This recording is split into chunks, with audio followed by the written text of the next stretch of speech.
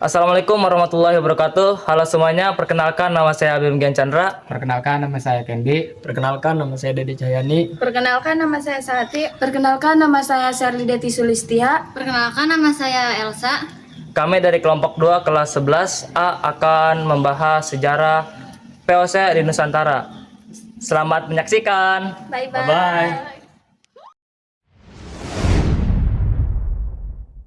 Kolonialisme bangsa Belanda di Indonesia, pembentukan Perenide Ostanisch Camparinide atau POC. Persaingan antar pedagang Belanda ataupun dengan pedagang asing lainnya seperti Portugal dan Inggris.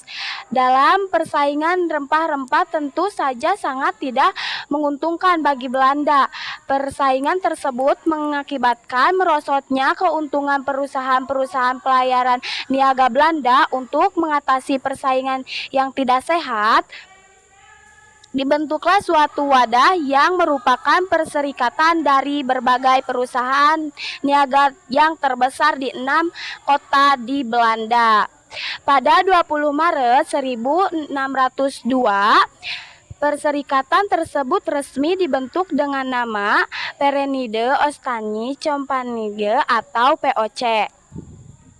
Pada awal terbentuknya, POC belum memiliki sarana dan prasarana yang memadai sebagai sebuah persekutuan dagang. Tetapi POC memiliki kelebihan dalam bentuk sistem organisasi yang sudah baik. Kelebihan ini yang membuat POC Nusantara karena pemerintah Belanda memberi hak-hak istimewa atau hak oktrol kepada POC. Dengan wewenang seperti ini, sebuah perkumpulan dengan seperti POC bertindak sebagaimana layaknya sebuah negara.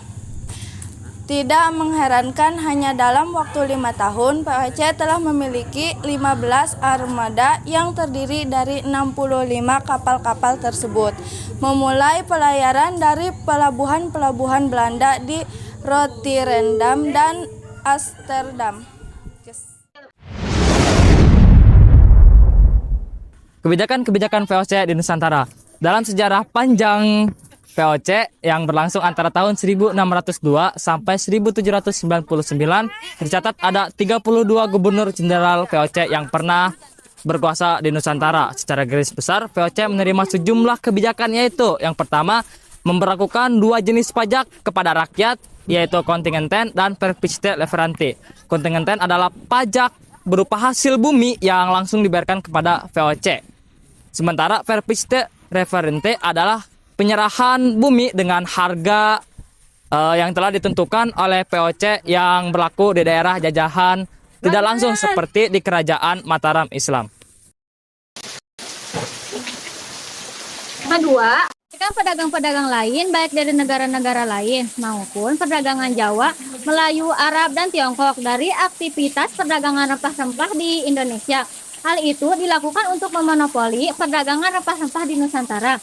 Sebagai bagian dari itu, kebijakan itu POC melarang para pedagang Maluku untuk menjual rempah-rempahnya kepada Eropa lain.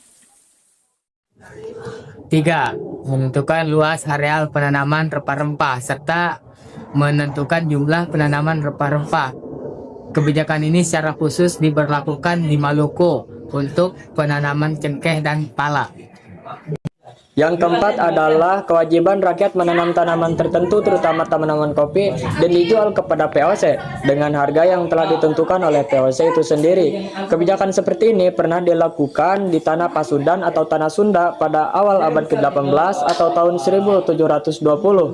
Di bawah Gubernur Jenderal Hendrik John de Kroon, bibit-bibitnya didatangkan dari Malabar, India. Dari Priangan, POC memperluas budidaya tanaman kopi hingga ke Sumatera, Bali, Sulawesi, hingga ke timur.